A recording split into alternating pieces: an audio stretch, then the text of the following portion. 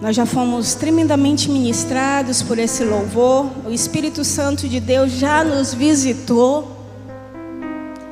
E não coloque expectativa nenhuma na missionária Daiane. Mas o Deus que te conhece, o Deus que te sonda, Ele está aqui nesta noite. E se você estiver aqui em corpo, alma e espírito, Ele vai te visitar mais uma vez. Eu creio nessa verdade, amém?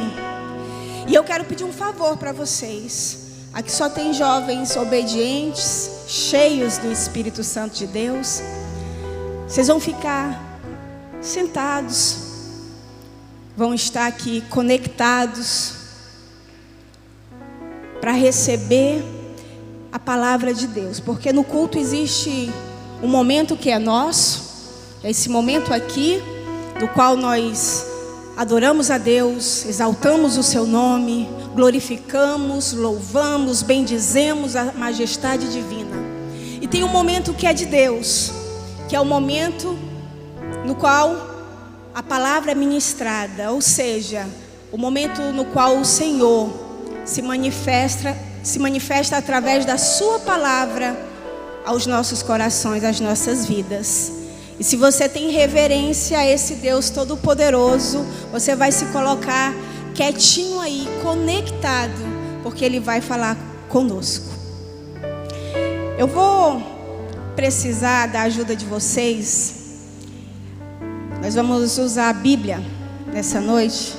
Não sei se vai ser possível me ajudar aqui com as referências, pastor Jânio. 1 Tessalonicenses, capítulo 5, verso de número 23. Se você pode, por favor, abra sua Bíblia. 1 Tessalonicenses 5, 23. Aleluia.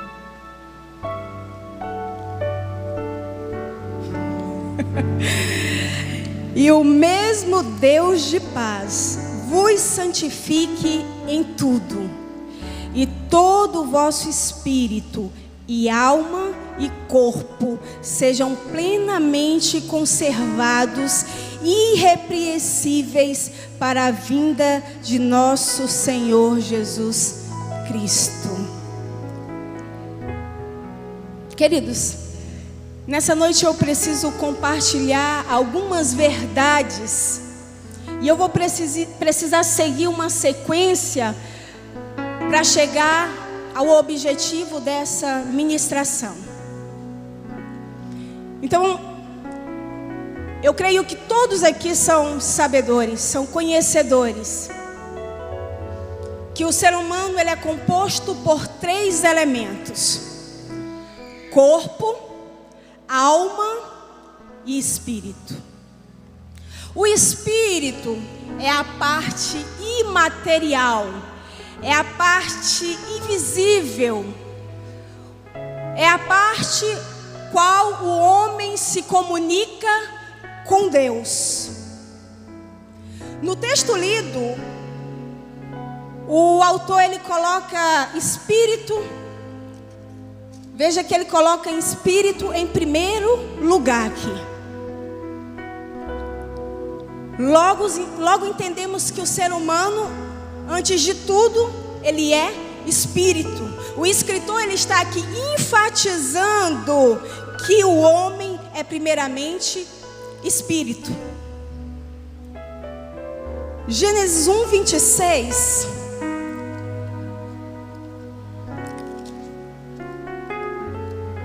Vai nos dizer assim: e disse Deus, façamos o homem a nossa imagem, conforme a nossa semelhança.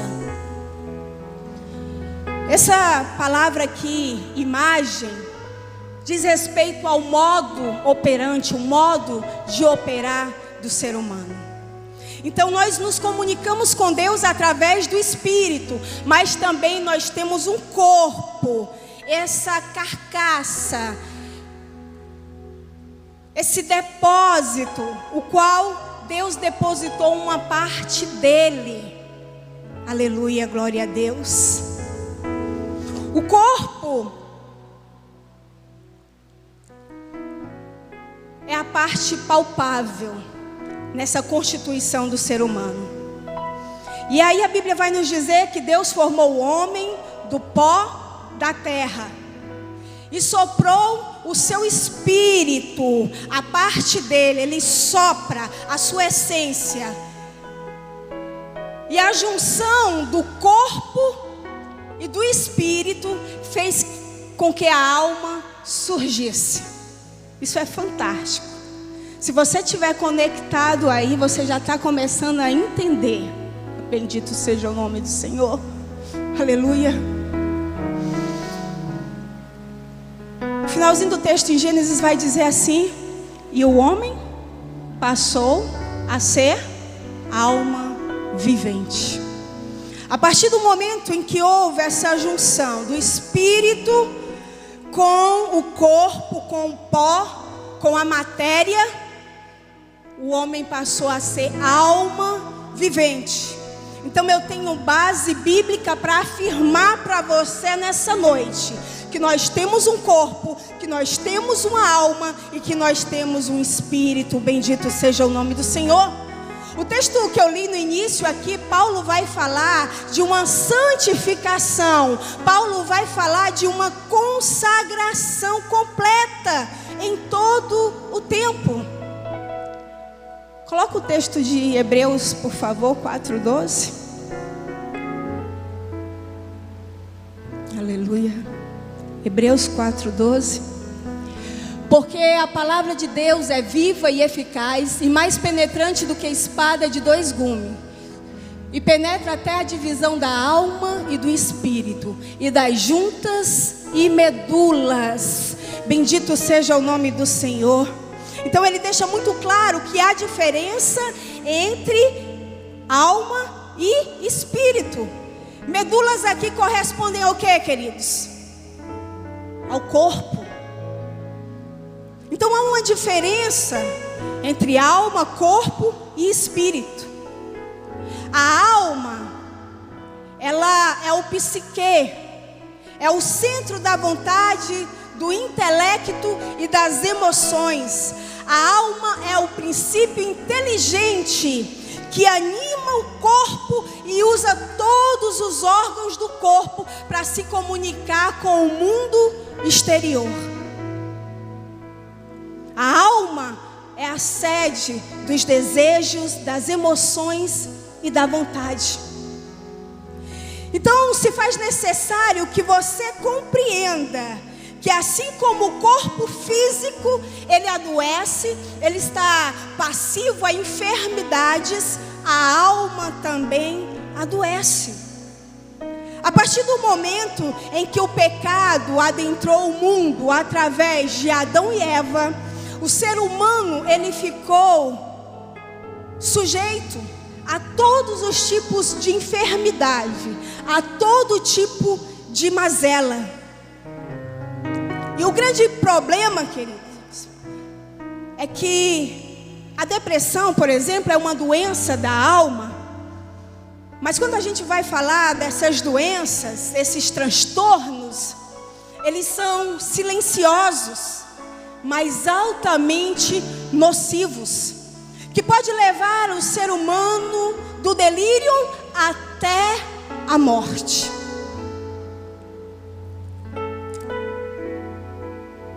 A título de informação, os transtornos mentais atingem em média 23 milhões de brasileiros. Os mais recorrentes são ansiedade, síndrome do pânico, transtornos alimentares e a terrível depressão. É bem verdade e vale ressaltar nessa noite que existe classificações para a depressão. Mas a depressão é considerada uma doença da alma. Mas eu posso afirmar para vocês aqui nesta noite que a maior das doenças da alma é o pecado. Sabe, queridos,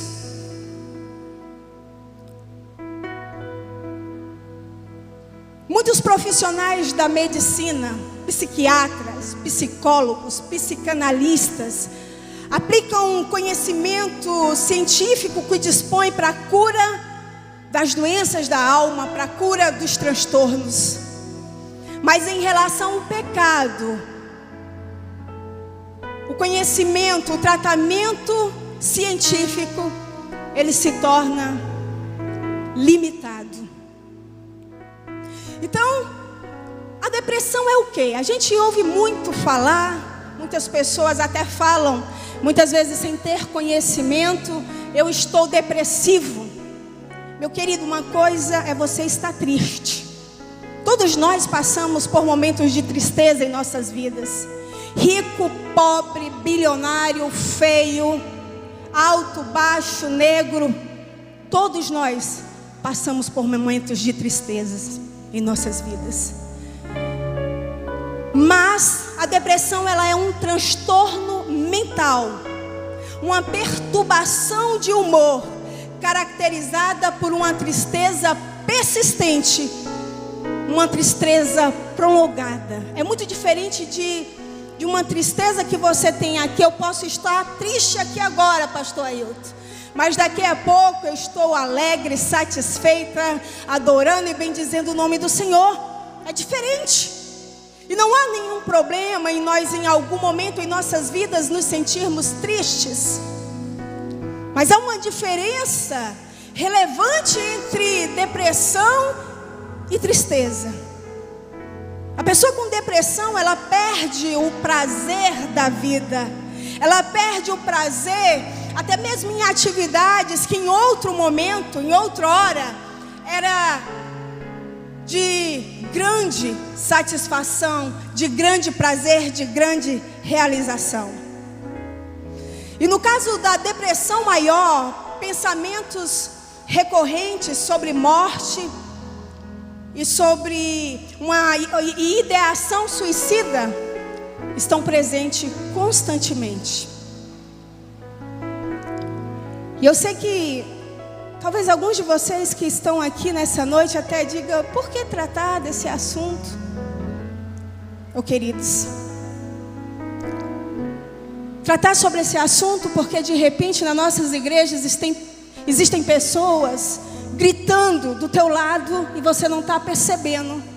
Talvez pessoas que estão aqui nessa noite queiram gritar e ninguém está percebendo.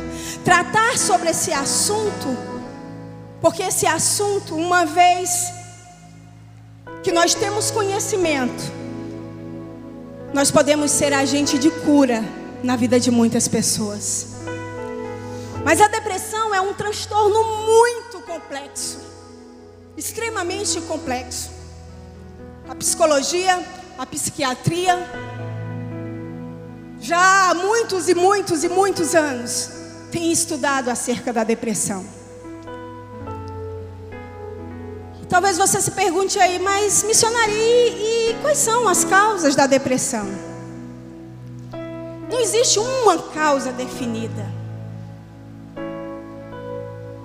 Há quem diga que a genética, em alguns casos, a predisposição genética, a bioquímica, o cérebro e toda a sua bioquímica podem ter efeitos determinantes nos distúrbios mentais.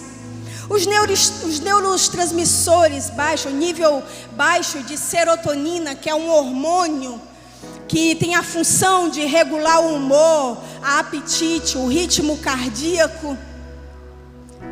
O sistema endócrino, o hormônio cortisol, o excesso desse hormônio, ele pode causar a depressão. Uma vez que o cortisol está elevado no organismo, ele pode ser a porta para a depressão. Fatores ambientais, traumas, abuso físico, abuso psicológico, perdas inúmeras, pecado e a culpa atrelada ao pecado, ataque de Satanás, sim, influências malignas, sim. O que eu posso dizer para vocês é que a depressão, ela é uma conjunção de fatores. E a depressão é a principal causa de incapacidade hoje no mundo. Isso já era previsto há muitos anos atrás, que até o ano de 2020, o ano presente, depressão seria a causa de maior incapacidade no mundo. E nesse mês, nós temos ouvido falar muito no Setembro Amarelo. Mas o que vem a ser o Setembro Amarelo? Para alguns é apenas um mês. Mas o Setembro Amarelo é uma campanha brasileira de prevenção ao suicídio. Exatamente porque no Brasil são registrados em média 12 mil suicídios por ano. Mais de 1 milhão de suicídio no mundo. Isso trata-se de uma grande realidade, uma triste realidade, mas é fato. E cada vez mais são registrados casos de suicídios, e principalmente entre os jovens. Cerca de 96% dos casos de suicídio estavam relacionados a transtornos mentais. Em primeiro lugar está a depressão, seguido do transtorno bipolar e o abuso de substâncias. A cada 40 segundos, alguém no mundo se suicida. Segundo a OMS, Organização Mundial da Saúde, é a segunda causa de morte entre jovens de 15 a 29 anos de idade. Então, eis aqui a razão pela qual se faz necessário nós falarmos sobre este tema, pois o índice de depressão está crescendo terrivelmente e está aumentando no meio dos crentes. Quantos aqui não já viram uma história nos últimos tempos, meses, anos, dias? Pastor fulano de tal, renomado, se suicidou. O irmão fulano, que era uma bênção, tocava, cantava, pregava, se suicidou. Tem crescido no meio cristão, sabe? E sabe por quê, queridos? Simplesmente porque nós não estamos imunes a esse mal. É bem verdade que nem toda depressão levará ao suicídio, mas estudos dizem que 74% dos suicídios se deram a partir do primeiro episódio de depressão maior. E eu vou falar nessa noite sobre isso exatamente porque no nosso meio, no meio evangélico, existe uma interpretação totalmente desconecta, totalmente errônea acerca desse tema. Muitos crentes acreditam e até pregam que é impossível um crente ficar deprimido, a não ser que, alguns falam assim, ele esteja em pecado, a não ser que ele esteja longe de Deus. Há quem diga muitas vezes, fulano está com depressão, isso é pecado, isso é demônio. Fazer essa interpretação a partir desse entendimento, queridos, é errado, é extremamente errado. Nós temos que tomar muito cuidado com o espírito da religião, com o espírito da religiosidade e buscar o discernimento verdadeiro, sabe? Eu não estou aqui sendo cética e tampouco afirmando para vocês que não existe atividade espiritual. Existe atividade espiritual? É claro que pode existir sim, sabe? O diabo pode se utilizar disso? Claro que ele pode sim se utilizar disso. Mas cada caso é um caso. E muitas vezes os crentes têm um mau hábito de espiritualizar tudo E isso pode ser muito prejudicial, queridos. Vocês estão comigo? Amém? Aleluia, glória a Deus. O ser humano, ele precisa ser visto em um todo. Nós somos uma estrutura de influências da nossa genética, né? Nossos avós, nossos pais, nossos amigos, o meio no qual nós convivemos, a sociedade. Tudo isso vai influenciar em quem nós somos, em quem nós nos tornamos e no que muitas vezes nós sentimos também. Missionária, mas isso aí que você está falando, a Bíblia fala o que sobre isso? A Bíblia é fantástica, queridos, porque a Bíblia é o nosso manual de fé, de regra, de prática, e tem a orientação para todas as esferas das nossas vidas.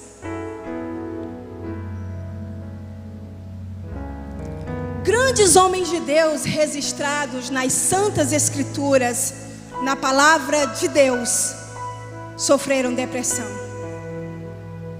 Nós poderíamos citar vários aqui, mas eu quero falar desse gigante que foi o profeta Elias.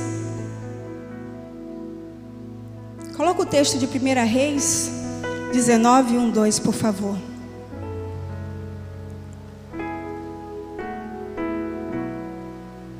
Reis 19, verso 1 e 2. E Acabe fez saber a Jezabel tudo quanto Elias havia feito, e como totalmente matara todos os profetas à espada.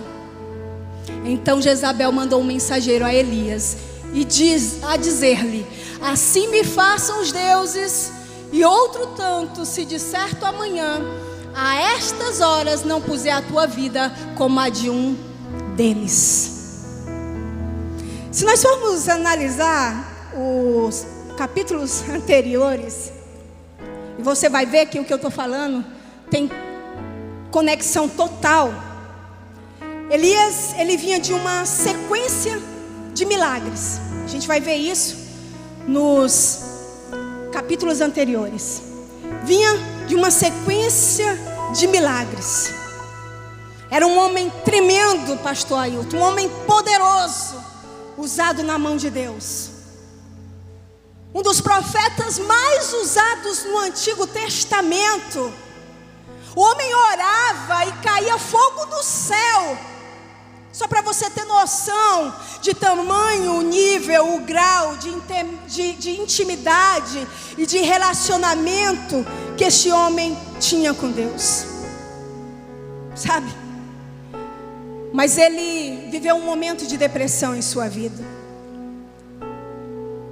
devido à ameaça de uma mulher maligna, chamada Jezabel.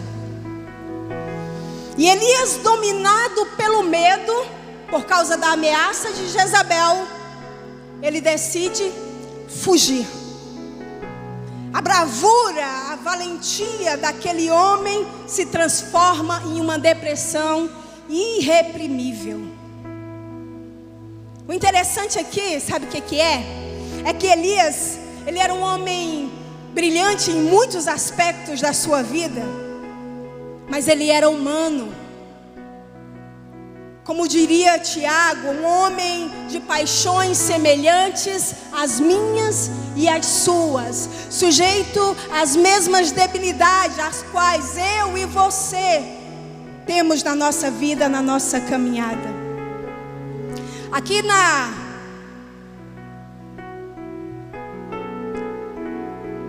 vida de Elias, nós vemos aqui que existe 3 determinantes para a depressão na vida de Elias: física, emocional e espiritual. Qualquer psicólogo que fosse analisar a situação de Elias, eles iam analisar exatamente a partir do físico, do emocional e alguns do espiritual, nem todos. Mas, queridos, ele estava estressado, ele estava cansado, ele vinha de uma rotina intensa, sem descansar. Isso é tão fato que, se você for ler depois em casa, se você tiver oportunidade, porque eu tenho que correr,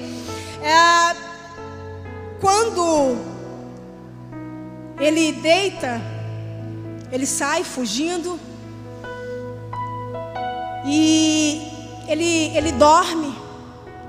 E o anjo do Senhor aparece a Elias. Estou resumindo a história aqui para vocês. O Senhor, interessante que quem cuida da depressão de Elias é o próprio Deus. Ele manda lá o anjo e ele dá a ele de comer e de beber, e ele depois descansa. E Elias acorda, e ele come, e ele bebe, e ele relaxa. E a Bíblia vai dizer que depois desse processo, ele teve força, ele teve ânimo para caminhar por mais 40 dias e 40 noites. Bendito seja o nome do Senhor. Deus é lindo, queridos. Deus é fantástico. Mas nós podemos também falar sobre Moisés. Moisés, um homem escolhido por Deus para liderar o povo de Israel. Moisés, um príncipe legislador, viveu um momento intenso de depressão, a ponto de desejar a morte. Números 11:11, por favor. Vamos ver o que a Bíblia nos fala sobre este momento fatídico na vida de Moisés. E disse Moisés ao Senhor: por que fizestes mal a teu servo? E por que não achei graça aos teus olhos? Visto que puseste sobre mim o cargo de todo este povo. Posterior, por favor, 12. Concebi eu porventura todo este povo? Dei eu à luz para que me dissesses: leva ao teu colo, como a ama leva a criança que mama, a terra que jurastes a teus pais. 13. De onde teria eu carne para dar a todo este povo, porquanto contra mim choram dizendo: dai-nos carne a comer? Eu só não posso levar a todo este povo, porque muito pesado é para mim.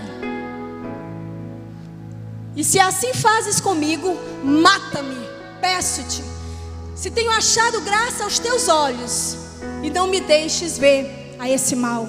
Moisés, indignado, porque a gente vê aqui que ele fala com Deus aborrecido. E ele fala: mata-me. Ele pede a Deus a morte naquele momento. Naquele momento, Moisés vivia um momento intenso de depressão, a ponto de desejar a morte. Cansado da rebeldia, cansado da murmuração do povo e oprimido pelo peso da responsabilidade, sentindo só e exausto. A gente vê aqui condições físicas, emocionais e espirituais. Davi passa por um momento de profunda depressão por causa do próprio pecado. Nós vamos ver esse relato, como ele chega diante de Deus ali no Salmo de número 51. Mas eu quero trazer a memória de vocês que o que é mais relevante aqui é que todos estes personagens, embora passando por esse processo, eles confiaram em Deus, compreenderam e reconheceram que era quem podia lhes ajudar. Bendito seja o nome do Senhor. Naquela crise tão difícil em suas vidas, eles encontraram esperança em Deus. E como servos de Deus, nós precisamos entender que nós não podemos nos conformar e aceitar a depressão, sabe? Que a depressão ela permanece em nossas vidas. Nós precisamos ter fé, nós precisamos confiar que Deus ele está conosco e Ele é abundante em nossas vidas. Bendito seja o nome do Senhor. Aleluia. Aleluia. E nada, queridos, por mais difícil que seja o momento, por maior dor que você possa ter enfrentado, venha enfrentar, nós não podemos perder a esperança de viver.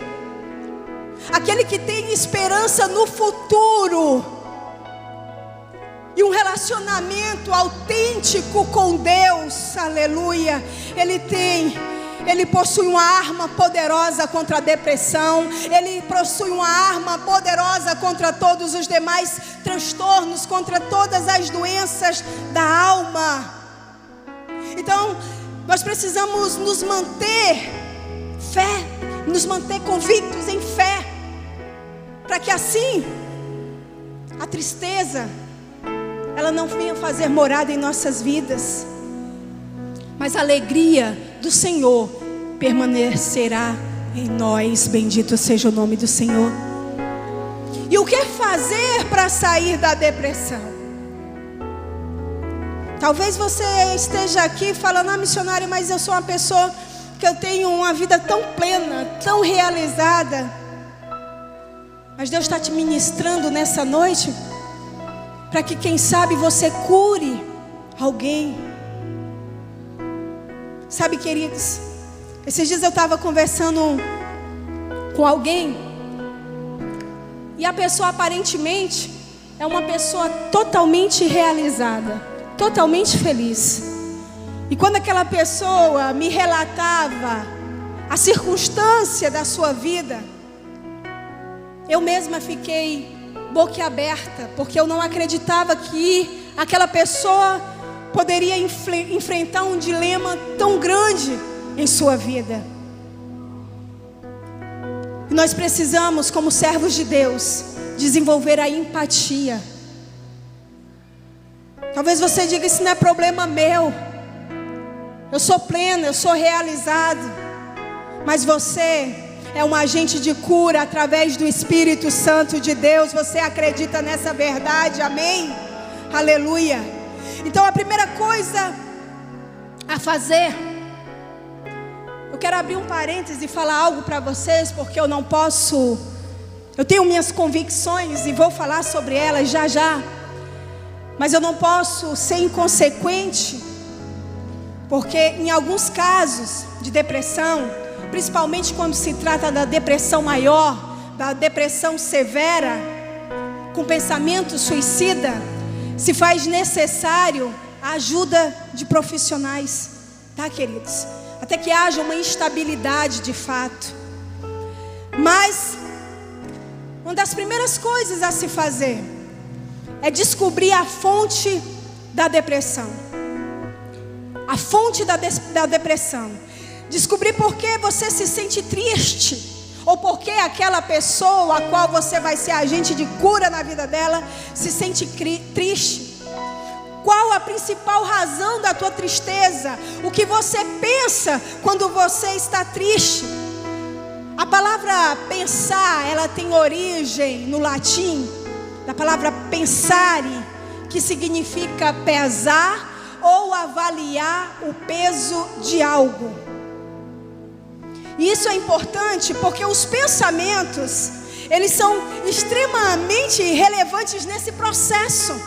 E por isso nós precisamos estar alertas, totalmente alerta em relação aos nossos pensamentos. Nós precisamos estar pesando, nós precisamos estar avaliando os nossos pensamentos. Porque através dos nossos pensamentos, nós construímos sentimentos, e sentimentos vão definir as nossas ações. E como nós lidamos com as situações de nossas vidas. Então, você precisa discernir, ter uma tomada de consciência. Qual a origem da tua depressão? Para que você possa lidar melhor com a problemática. Muitas vezes, as decisões que nós tomamos, elas afetam diretamente as nossas vidas. E essas decisões, essas más decisões que muitas vezes nós tomamos em nossas vidas, porque não pensamos bem, porque não avaliamos bem, pode nos levar a uma depressão. Eu conheço inúmeras pessoas que têm vivido momentos de depressão, momentos de ansiedade, por causa de uma má decisão que tiveram. A depressão, ela também pode surgir por questões físicas. O fato é que nós não podemos ver a depressão totalmente espiritual ou totalmente biológica, mas compreender que é uma junção desses componentes. Haja vista que todas essas dimensões estão interligadas, como eu falei no início. Nós somos corpo, alma e espírito. Se eu tenho uma enfermidade na minha estrutura física, no meu corpo, ela pode desenvolver uma depressão. Mas se eu tenho também uma doença na minha alma, se eu tenho uma depressão, ela vai refletir também no meu corpo físico e no meu espírito, consequentemente. Então nós devemos identificar a fonte da depressão para então lidar com ela. Cuide da sua saúde física, jovem, você que está aqui nessa noite, todos vocês, cuide da sua saúde física. Esse corpo aqui, sabe, o tabernáculo, essa estrutura, ela é templo e morada do Espírito Santo de Deus. E nós temos responsabilidades para com ela. Se eu não cuido da minha alimentação, se eu não pratico algum exercício físico, sabe, eu vou, quem sabe aí ficar com déficit em alguns nutrientes que são extremamente necessários para que meus hormônios funcionem bem, entende? Cuide da sua saúde mental, querido. Isso não é brincadeira.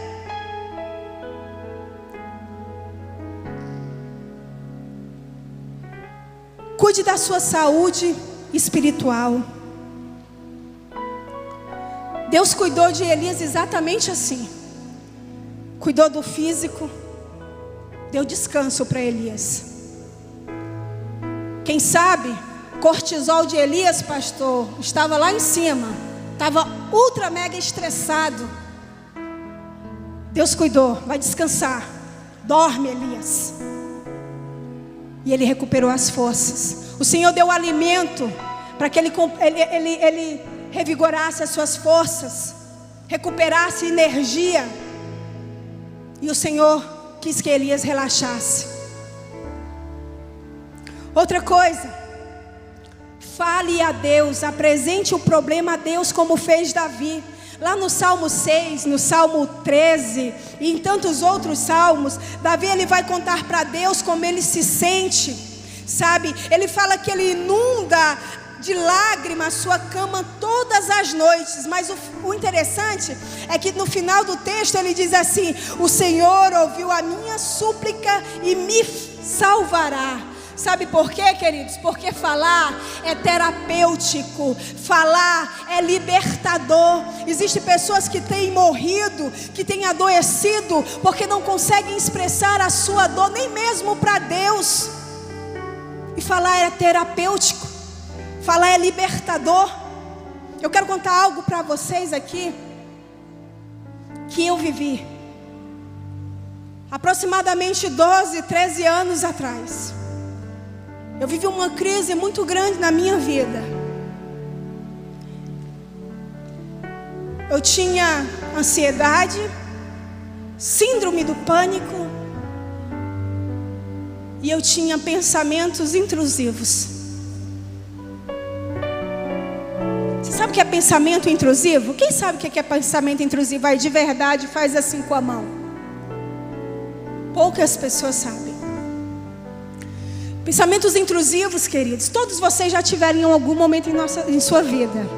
Agora existe uma diferença entre o pensamento intrusivo que vem e você pouco se importa com ele, para o pensamento intrusivo obsessivo, que é o que acontecia comigo e com várias pessoas mundo afora.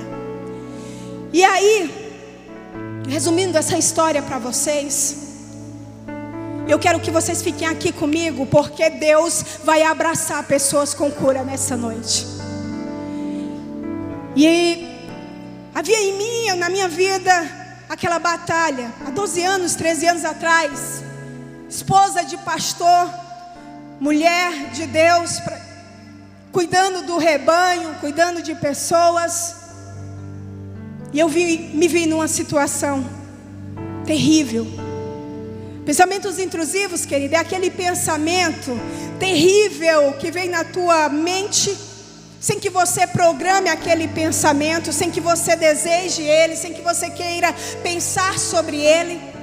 E ele vem de inúmeras origens, que vai da religião e muitas vezes até em relação ao próprio Deus. E resumindo para vocês, eu pensava coisas terríveis, que eu cria que eu havia blasfemado contra o Espírito Santo de Deus. E não foi poucas vezes que eu quis morrer, porque eu não sabia lutar contra aquilo.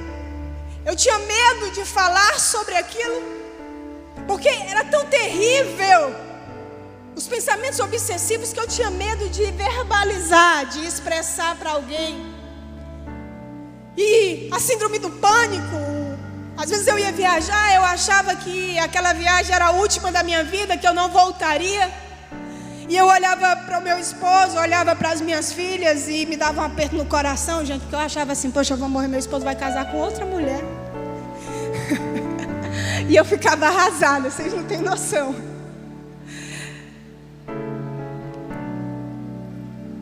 E eu lembro que uma vez, resumindo bem essa história para vocês, eu estava tão desesperada, que havia uma coluna na minha casa, e eu bati minha cabeça com muita força ali, porque eu disse para Deus: Senhor, eu não aceito, eu não tenho esse sentimento, Tu conhece o meu coração, Senhor.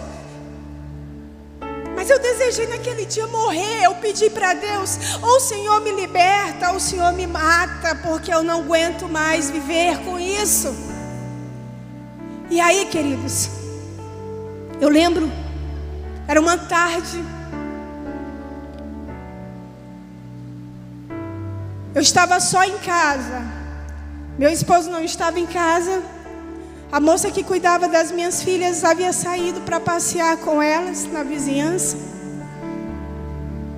E por isso eu posso afirmar para vocês, que assim como Davi, eu não estou contando experiências unicamente dos profetas, dos homens de Deus. Eu estou contando uma experiência minha. E se você acreditar, seja qual for a demanda da tua vida, o Senhor vai te curar, o Senhor vai te libertar, porque Ele é poderoso. Bendito seja o nome do Senhor. E aí naquela tarde, eu me lancei, eu me prostrei diante do Senhor na minha sala. E eu disse assim: Espírito Santo, senta aqui. Senta aqui. Espírito Santo, me dá teu colo. Quero falar contigo. E eu comecei a falar com o Espírito Santo exatamente como eu estou falando com vocês, verbalizando em um bom e alto som. E eu dizia: Espírito Santo, Tu sabes como é que eu me sinto. Tu sabes, comecei a falar, irmãos, todos os pensamentos terríveis que habitavam a minha mente. E eu comecei a expressar: eu penso isso, eu penso sobre aquilo.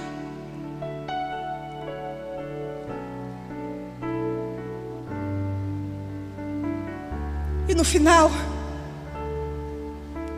eu falei exatamente isso para o Senhor: Tu tens o poder de me curar. Tu tens o poder de me dar vida, Espírito Santo. Porque da maneira que eu estou vivendo, eu não quero mais viver. E vocês sabem o que é tão relevante sobre isso, queridos? É que a igreja não percebia, meus amigos não percebiam. Mas eu estava morrendo. A minha alma estava pedindo socorro. E naquela tarde, o Espírito Santo de Deus me visitou. Oh querido, eu nunca tive uma experiência tão profunda com Deus como naquela tarde. O Espírito Santo de Deus, ele se apoderou da minha sala. E eu senti o colo dele, e eu senti o afago dele, que acalentava e acalmava a minha alma. Bendito seja o nome do Senhor. E aí, quando terminou todo aquele momento que durou horas, o Espírito Santo disse assim para mim: agora você vai contar tudo isso para o teu esposo, porque ele vai ser o teu filtro a partir de hoje. Aleluia, glória a Deus. Sabe, queridos, falar é libertador. Não é fácil, mas nós precisamos tomar uma atitude. Crer que Deus, Ele tem planos bons para nossas vidas. A Bíblia diz planos de paz. Você crê que Deus tem planos de paz para a tua vida? Aleluia, glória a Deus. Muitas vezes quando a gente se encontra nesse estado, nós nos sentimos culpados. Mas eu quero te dizer nessa noite, conte para o Espírito Santo. Conte para Deus.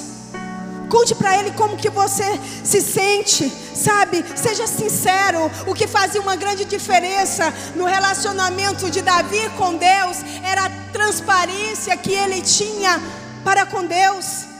Você sabe quando é que o tratamento, a terapia, ela flui? Eu sei que aqui deve ter alguns estudantes de psicologia, talvez algum psicólogo por aí. Mas a terapia, ela flui exatamente quando o cliente, o paciente, ele tem esse entendimento que ele precisa ser transparente, que ele precisa ser verdadeiro para com o terapeuta. Ei, meu querido, o terapeuta dos terapeutas, ele está aqui disponível e quer ouvir a tua voz. Bendito seja o nome do Senhor. Aleluia. Jesus, Ele é o maior psicólogo que já existiu. E quando eu falo isso, eu não estou desmerecendo os profissionais não, queridos. Mas na minha vida, eu posso afirmar para vocês: depressão tem cura, a ansiedade tem cura, transtorno bipolar tem cura. A medicina, a ciência pode dizer que não, mas nós servimos um Deus que nos prometeu superabundar. Bendito seja o nome. Aleluia, glória a Deus. Então fale. Uma vez que você descobriu a fonte da sua depressão, apresente diante de Deus, e Ele vai te ajudar a superar. Tenha boas relações, bons relacionamentos.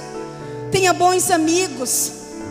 Desenvolva amizades saudáveis com pessoas que venham somar na tua vida, pessoas positivas, companheiros de oração que tenham apreço por você e empatia diante das tuas dificuldades, para que essa pessoa venha orar contigo, para que essa pessoa venha te ajudar a filtrar os maus pensamentos. Deus levantou o meu esposo como meu amigo, a pessoa no qual eu uso como filtro. E é verdadeiro, queridos. Eu não sei se aqui, quantos maridos, quantas esposas tem aqui, mas eu quero dizer para vocês aqui, não tem um assunto no mundo que eu não trate com meu esposo. Porque o Espírito Santo me falou um dia o quanto é libertador conversar, o quanto é relevante você ter um amigo para filtrar os teus pensamentos. Então procure bons relacionamentos. Pense em coisas saudáveis, em coisas positivas. Concentre-se naquilo que te dá paz, naquilo que traz satisfação à tua alma.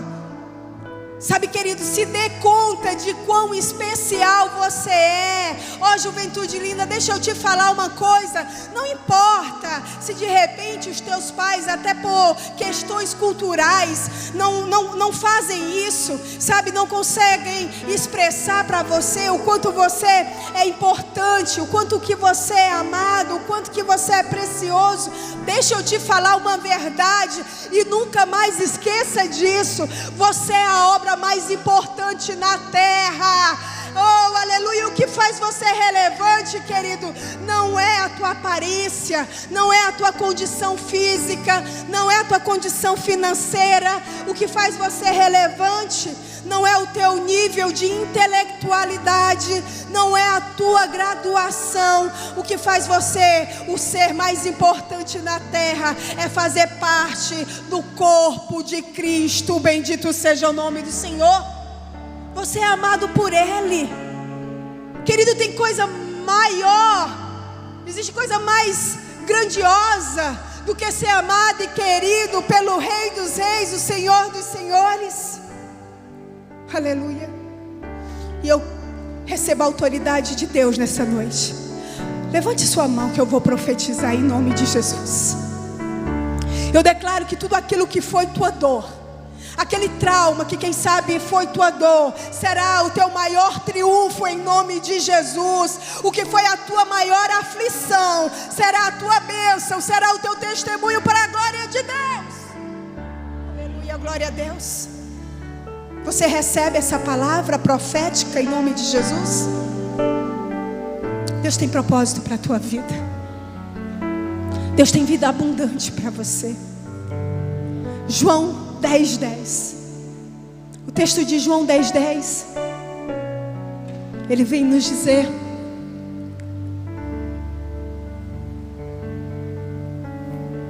João 10:10, por favor.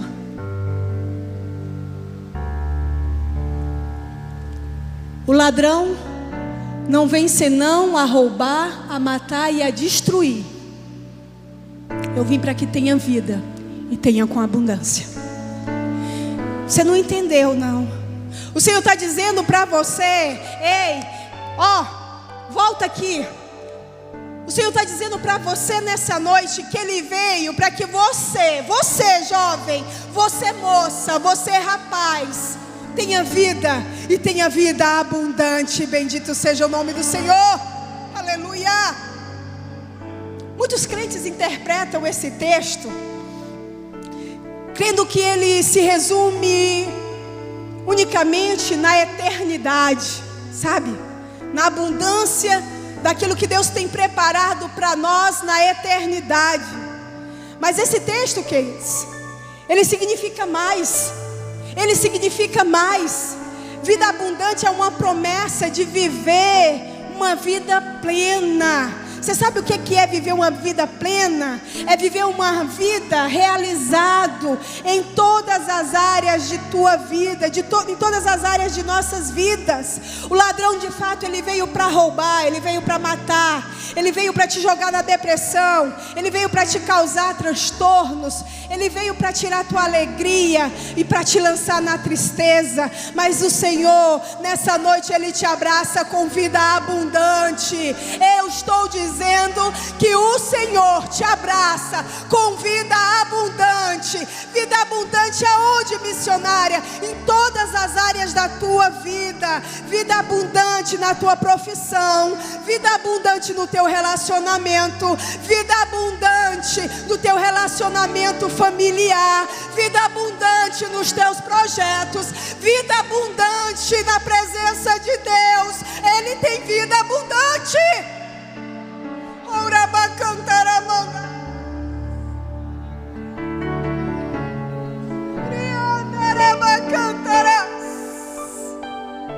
Senta aí. Senta aí onde você está. Eu não quero causar sensacionalismo aqui, mas se você é espiritual, você vai sentir o Espírito te abraçando com vida abundante nessa noite. Aleluia, glória a Deus. Aleluia, glória a Deus. Ele abraça as tuas emoções. Ele abraça as tuas emoções, jovem. Ele te cura, Ele te sara. Não importa quais os abusos que você passou na sua vida, o quão vulnerável você esteve, Ele te abraça nessa noite e Ele cura as tuas emoções. Sabe, para nós finalizar, eu queria que o irmão colocasse o texto de 3 João, por favor. Verso 1 e 2.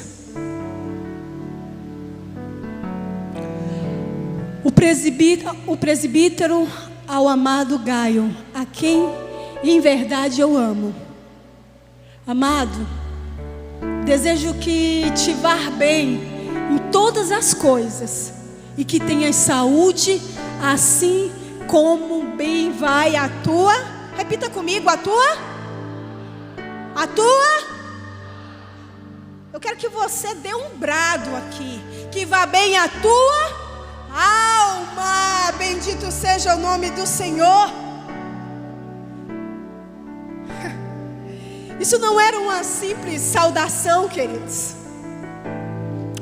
mas o desejo do apóstolo, de fato, é que aquele que estava recebendo aquela carta, ele desejava de fato o desejo que havia no seu coração e também o desejo de Deus, que aquela pessoa que estava recebendo aquela carta, ela fosse próspera, como também a sua alma. O que a gente entende aqui? Que a verdadeira prosperidade, pastor Ailton, quem está aqui comigo? A verdadeira prosperidade, pastor Emerson, ela começa aqui, na alma. Se eu tenho uma alma curada, eu sou uma pessoa próspera, não importa se eu tenho pouco dinheiro, se eu tenho um aluguel para pagar amanhã, mas eu tenho vida plena, porque minha alma está curada no Senhor, e eu tenho plenitude, eu tenho abundância de vida. Bendito seja o nome do Senhor. Isso é prosperidade, queridos. A prosperidade, ela começa na alma. Sabe por quê? Para que eu venha fluir na minha vida profissional, na minha vida acadêmica, na minha vida familiar, nos meus relacionamentos interpessoais, a minha alma precisa estar bem. De nada vai adiantar o que tem de bilionário nesse mundo morrendo, se suicidando, porque a alma não vai bem. O que tem de pessoas ultra mega inteligentes se afundando em substâncias, porque a alma não vai bem. Mas o Senhor nosso Deus, Ele está aqui nessa noite, e Ele quer que vá bem a tua alma. E Ele te trouxe aqui nessa noite para que você compreenda que Ele te dá vida e vida abundante. Bendito seja o nome do Senhor. Sabe, queridos, Ele nos prometeu vida plena. E essa vida plena não significa que nós não vamos ter problemas, sabe? Porque os problemas, eles são fatores normais.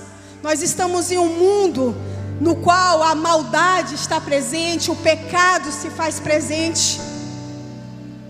Mas foi exatamente por isso que Jesus veio, para dar vida abundante. Porque ainda que venha a enfermidade, quando eu entendo o que de fato é vida abundante, o medo, ele não tem lugar na minha alma.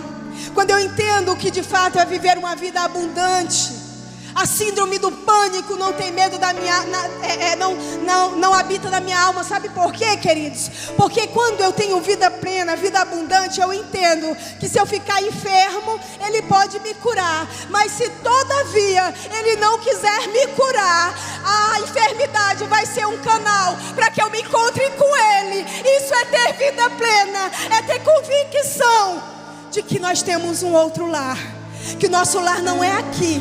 Aqui é só uma passagem. Por que eu estou falando sobre isso? É porque eu fico assim preocupada, Diante da pandemia, eu estive até falando sobre isso com algumas pessoas. E eu fico assim, pensativa, porque, queridos, é tanto crente com medo de morrer, é tanto crente inseguro, é tanto crente em dúvida da vida eterna. Oh, meu amigo, sabe o que Paulo disse? Um homem que entendeu viver todas as dificuldades em todas as esferas da sua vida e ser abundante. Ele vai e diz assim, que o morrer é Cristo, e o viver, bendito seja o nome do Senhor. Isso é entender que nada pode nos separar do amor de Deus. Nada pode nos separar do amor de Deus. E ter uma vida plena, queridos, é exatamente buscar esse equilíbrio. Equilíbrio espiritual, equilíbrio emocional, equilíbrio físico. Quantos estão dispostos a permitir que Jesus os cure nessa noite? Você que precisa ser visitado na tua alma.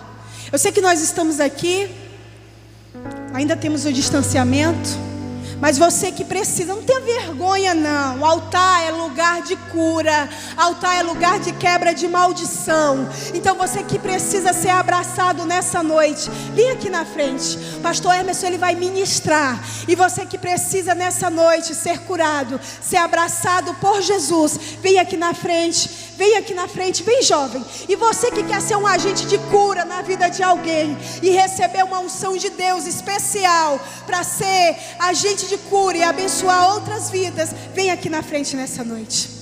Vocês vão manter aqui um distanciamento, mas vem aqui. O Senhor, ele vai nos visitar. O pastor Emerson, ele vai estar ministrando. Fica de pé, mocidade querida.